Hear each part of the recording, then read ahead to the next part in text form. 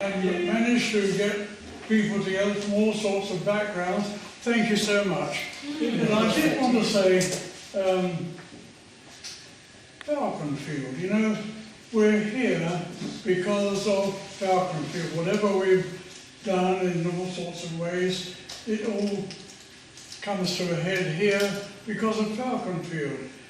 Now, there were 6 British flying training schools in the States, and the only one I know I've had any experience with is Falcon Field.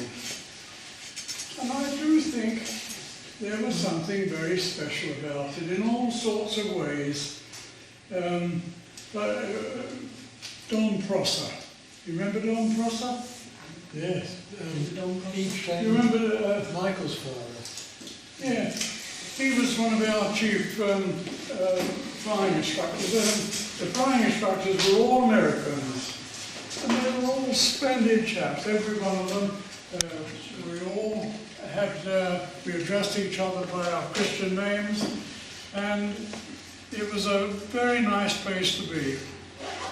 This man who sold us a Dodge car for $100, we didn't like him very much after a while because it wasn't long before a big end blew on it.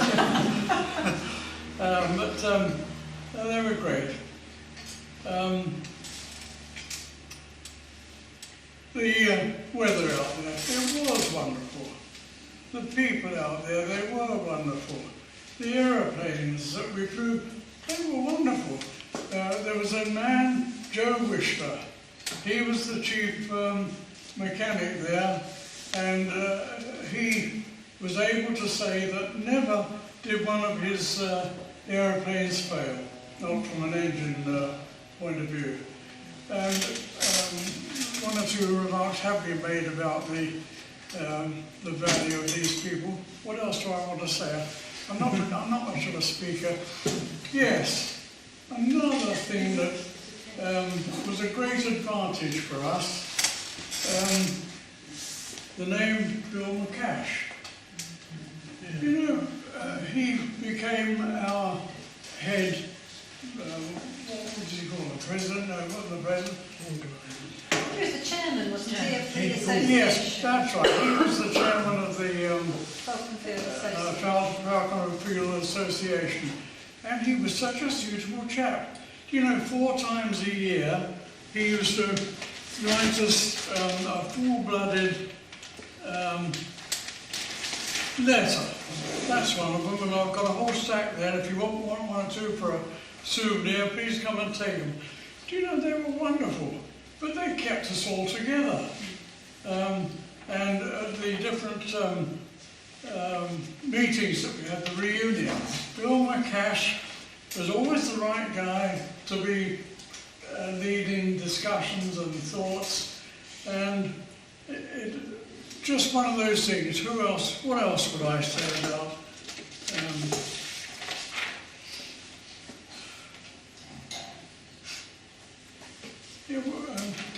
Our course, 19 course, was the last course that had American cadets, and I think there were 119 in all served at Falcon Field. And you know, they were splendid chaps, and added to the general good atmosphere that there was there.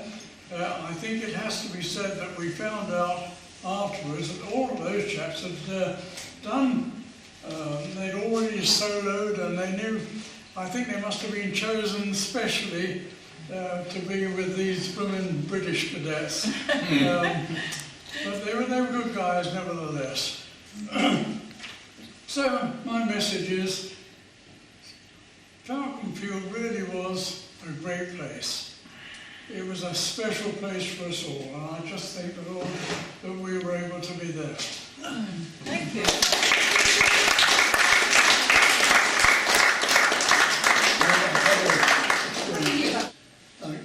A storm like it, because the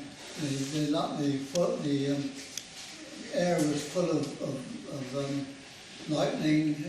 It actually was amazing. And all I can particularly remember is that by the side of the aerodrome, there was a path between us and the plantation of oranges. And after the storm finished, I actually swam at that time. It was then about that high, but the following day it's gone. And that's I say, it's extremes. When it was a stormy, it was storms. And they talk about present conditions, but way back in 1945, Yeah. that was a storm to be believed. I know we lost a few windows, that sort of thing. I do remember that the Stearmans they were all tethered, Yes. but at the end of the storm they were all in a big heap, and they were fully gutted in a big heap. Yeah. And it was a few days later that some Stearmans were flown in. Every Stearman was lost or unable to fly. But the 86s, the equivalent of the Harvest, were all right. They were tethered. One or two broke free, but I don't think that any of them were actually unserviceable. But certainly I would agree that to me, the privilege of going to Arizona was something really beyond belief. Something that, at the time, we did what we were told to do. We didn't go there because of choice. We went to Heaton Park, and when we were at Heaton Park, we were told that when we went to go to America, some went to Canada, some went to Rhodesia, what was then called Rhodesia. We were very, very fortunate. And I must confess that your assembly of us is something for me to remember. I can't really remember a great deal of what happened 70 odd years ago. And I'm unfortunate to have a stroke, which does affect my memory. But it is something to think about, and I thank you all very much for coming here, for you for organising it. Thank you for sharing your memories.